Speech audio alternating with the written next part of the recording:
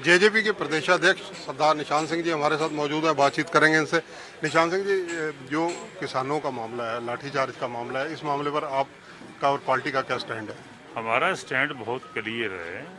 हम मान के चलते हैं कि पहले तो हालात को देखते हुए, जो कोरोना महामारी को देखते हुए, ऐसी गैदरिंग होनी नहीं चाहिए, बैठकर बात करनी चाहिए। अगर कोई ऐसा हुआ तो उसके बाद जहाँ तक लाठीचार्ज की बात आती तो मेरा ख्याल है उसकी निंदा हमने सबसे पहले हमारे युवा नेता दिग्विजय जी ने निंदा की, फिर मैंने की कि हम उसकी निंदा करते हैं कि किसान हमारे देश का अन्नदाता है और किसान अपनी बात लेकर के कोई सरकार के पास आता है तो सरकार को उससे बैठ के बात करनी चाहिए। शायद इसमें किसानों ने भी जल्दबाजी की और ये भी लगता है कि किसानों के पीछे कुछ ऐसी ताकतें भी थी जो किसानों का मुद्दा हल करने की बजाय अपनी रोटियां सेकना चाहते थे। तो ये सारा जो भी हुआ, हमने पहले दिन कहा कि दुर्भाग्यपूर्ण है, ऐसा नहीं होना चाहिए।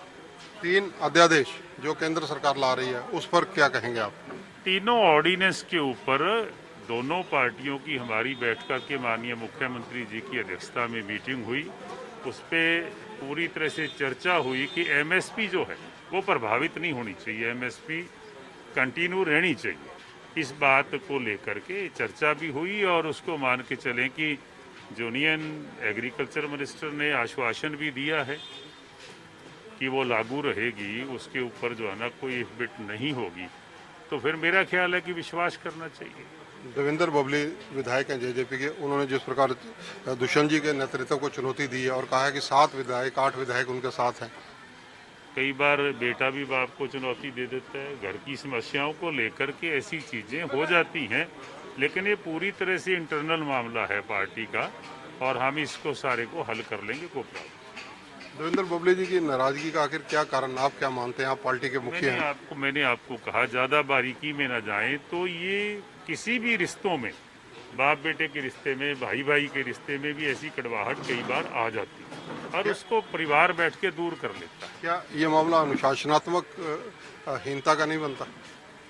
नहीं, ये पार्टी बैठ के सोचेगी सारी चीज़ें, ये पार्टी लेवल की बात है, इस पे कोई लंबी चौड़ी बात करने की जरूरत है।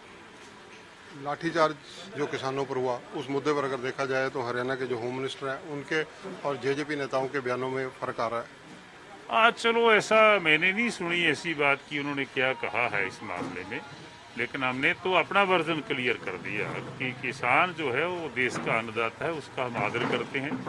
कहीं को किसी पार्टी के बहकावे में आकर के भी किसान ने कोई वो किया तो भी हमें ऐसी दुर्भाग्यपूर्ण चीज़ें ना हों, उससे बचना चाहिए। बड़ौदा इलेक्शन को लेकर क्या तैयारी है?